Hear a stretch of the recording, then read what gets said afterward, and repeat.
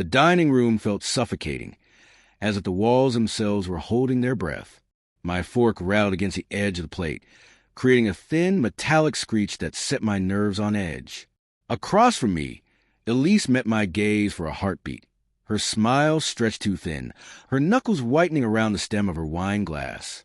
The chandelier above cast splintered light across her face, warping her features into something almost unrecognizable, like a stranger had slipped into my wife's skin. I forced a smile back, though my heart pounded so violently it seemed impossible she couldn't hear it. Tonight was the night. Tonight, I'd play her secret messages for everyone to hear.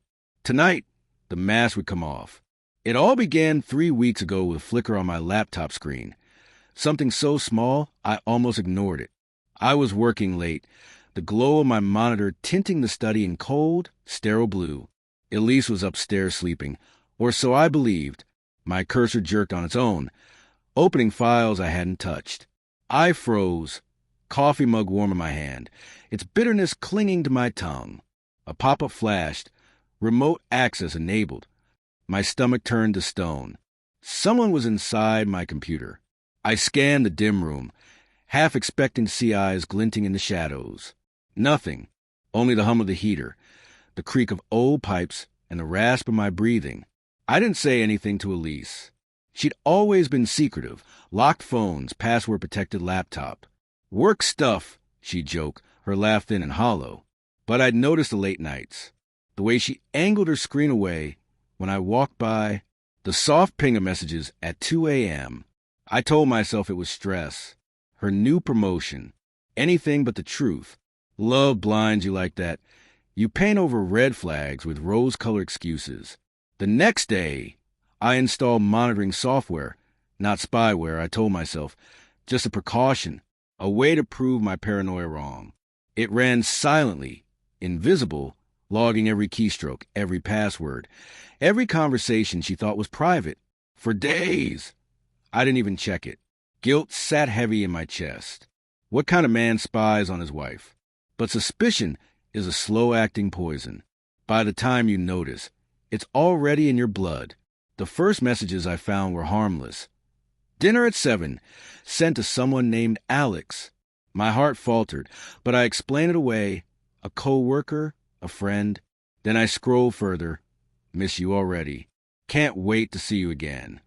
The words blurred, each one cutting deeper than the last. Alex wasn't a co-worker. Alex was a friend. Alex was someone who made her laugh in ways I hadn't heard in months. I spent nights hunched over the laptop, piecing it together like a detective sifting through ashes.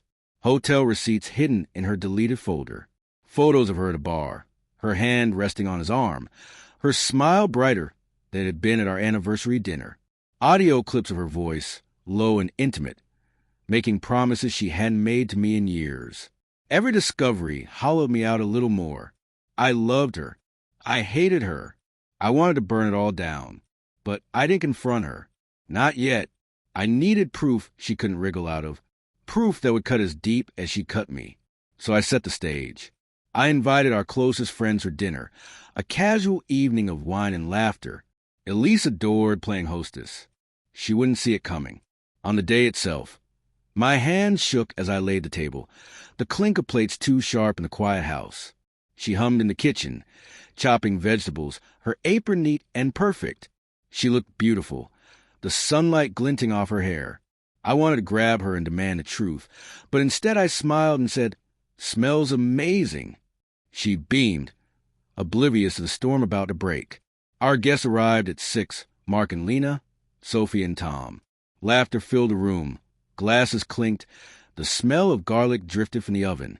I watched Elise glide from guest to guest, her smile flawless, her lies tucked neatly behind it. My pulse thudded like a drum. I'd wired the speakers to my laptop earlier. The recordings were cued.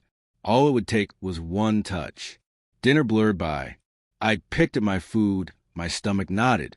Elise told a story, her hands moving gracefully, her laughter bright. Our friends leaned in, enraptured. I felt like a ghost at my own table, invisible and unraveling. "You okay, man?" Mark asked quietly. I nodded, throat tight. Elise caught my eye for a second, her expression flickering. Did she know? Could she sense what was coming? I waited until dessert, when the room dimmed and the candles burned low. My hand hovered over my phone. I got something special, I said evenly, though my chest was trembling. Elise tilted her head, curious. Our friend smiled, expecting a toast. I pressed play. Her voice poured from the speakers, soft, sultry, from a message she'd sent Alex just last week. I can't stop thinking about you. Last night was... God, I've never felt like that. The words cut through the room like glass. Elise froze, her wine glass trembling midair. Lena gasped. Tom's eyes darted to me. Then her. Sophie whispered, "What the hell?" Another message played. "He's clueless, Alex. He doesn't suspect a thing." My heart hammered, so loud it drowned out the room. Elise's face went pale, her eyes wide with panic. "Turn it off," she whispered, her voice cracking. I didn't. I let it keep going, her secret spilling out for all to hear.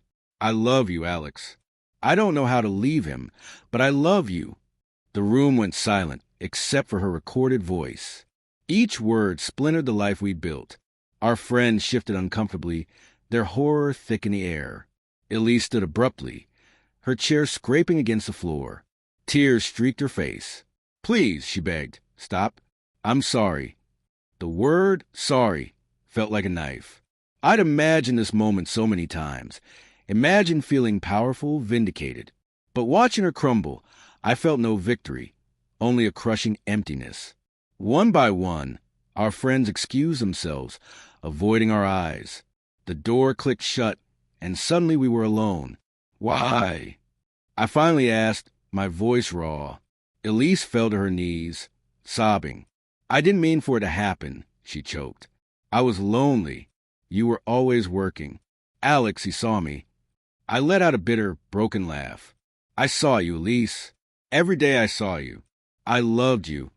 My voice cracked, and I hated myself for it. I wanted rage, not this hollow ache. She reached for me, but I flinched away. "Don't," I said. "Just don't." I turned and walked to the study, the same room where it had all started. The laptop sat open, its screen black, reflecting my face like a ghost.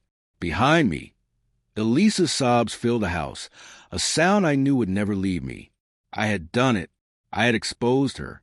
But the cruelest twist of all was this. Even now, after everything, I still loved her. And that hurt worst of all.